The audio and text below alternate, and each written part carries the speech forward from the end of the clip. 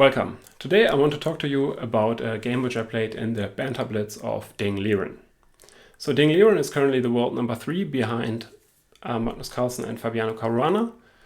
And I know of Ding since an article that I read by Mihail Marin, which was very well written about a tournament, the Chinese Championship, many years ago, which Ding Liren won as a teenager. And I was extremely impressed by his positional exchange sacrifices. And so this was really a revelation to me reading that article. And since then I'm following him quite actively until he now is really a top player. So a big honor for me to play him, and he started the game with the move d4.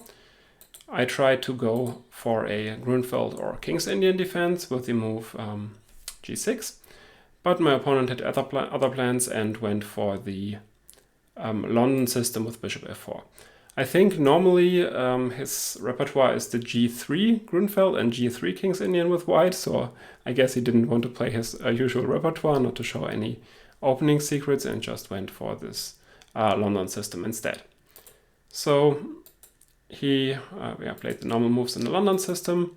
And here I went for a setup with c5, so I think this is still pretty normal. He played c3. And now black has different plans. So in general, this London system leads to slower game, especially against this Grunfeld / King's Indian setups. And one plan that black can go for right now, which is quite reliable, is to just go b6, bishop b7, d6, knight d7, a6, and then later on start exchanging pieces with knight e4, and the position is just extremely balanced. And I think maybe white can play for a miniature edge, but basically the game is more or less equal. Yet I didn't want to go for that. I had one line in mind, which I think is quite good in Blitz and quite good at more rapid time controls generally. And the line starts with d6. I think this was shown to me at some point by my former trainer, Thomas Jakelen, so thank you for that. After castles, the line starts now with the move bishop to e6. So this is a very strange looking move, of course, and the main idea of bishop to e6 is to capture the b3 square. So of course now white cannot play queen b3 because this would just lose the queen.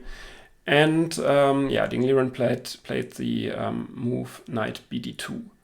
And I think after knight bd2 my setup is already decent at least. So I think the computer gives as a potential way for white to play for an edge d takes c, and something like knight c2, knight d2, knight c6, and h3, and maybe white can argue that this pawn is actually advanced a bit too far, so maybe white has a very slight edge here.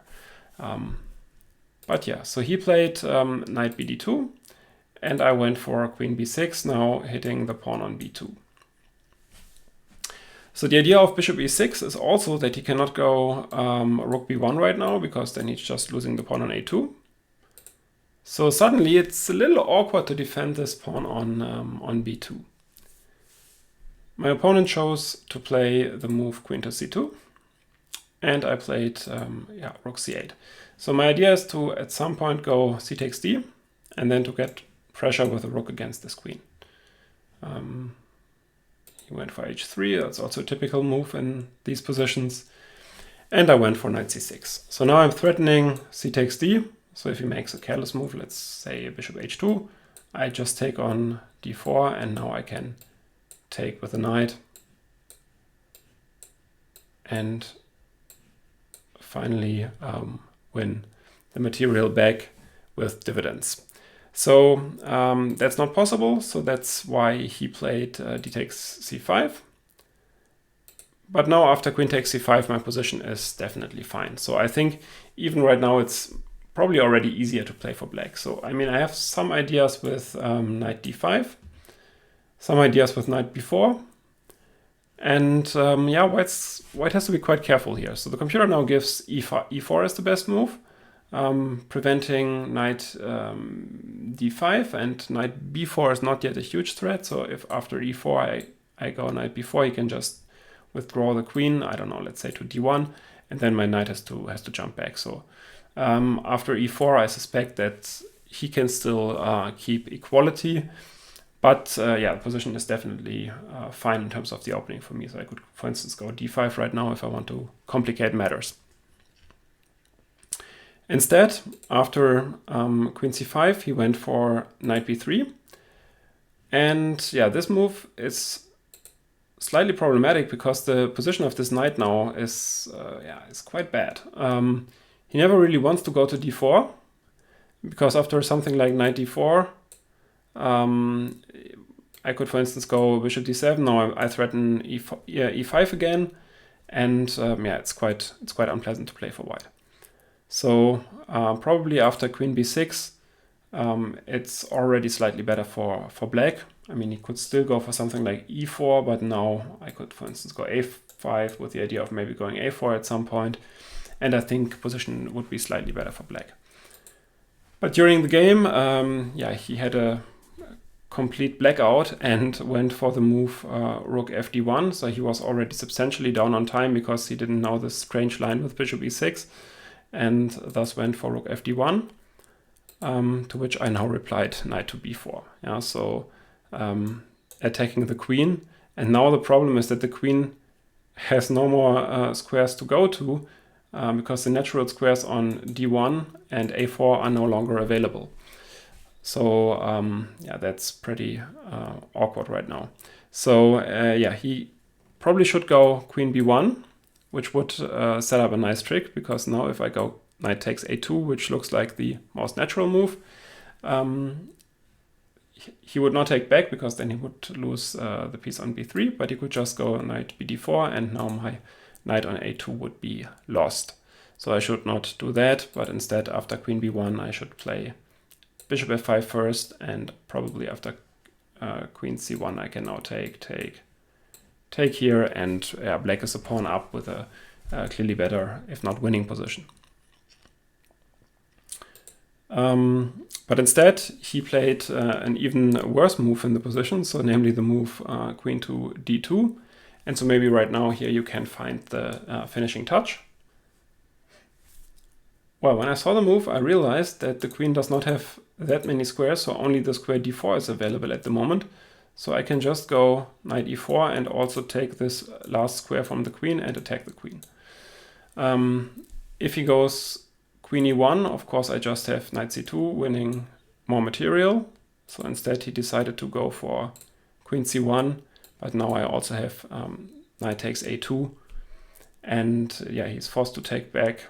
He resigned in this position already, so he's forced to take back. But then I would win further material. I mean, of course, the position is now completely winning. I'm an exchange up, plus a pawn.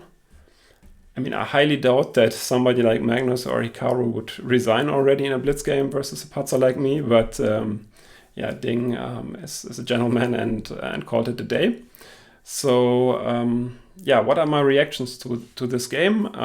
Obviously, it's in the first moment I was very happy to win against such a strong player, and like already a moment later I felt like, okay, this was not really how he normally plays, and I was a little bit disappointed that I did not get to play a real fighting game with him, but that I basically got him through a blackout in the opening. So after the games against Caruana and Grishuk, which I showed in the channel, I was much more happy because I had the feeling I played really well. Whereas here, I mean, I just played my opening moves and then I found 2-3 little tricks and then the game was over.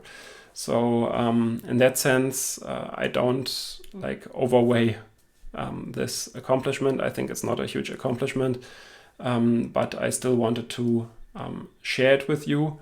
Also with a message that especially in these internet games, one should not think too highly of oneself if you beat somebody who's much stronger than you, because it's just so easy to just blunder something like in this game, and then it's not really about your own accomplishment, but more about the blunder of someone else. So to sum all of this discussion up, I just would like to say that I, in the end, took more pleasure from the games against Caruana and Grishuk in a sense, and I almost felt a little bit embarrassed that such a strong player, for whatever reason, fell for a little trick. All right, that's it from my side. So thanks a lot for watching, and see you next time. When you have stress, play chess. When you fall on your ass, play chess for a real deal, for Christian seal.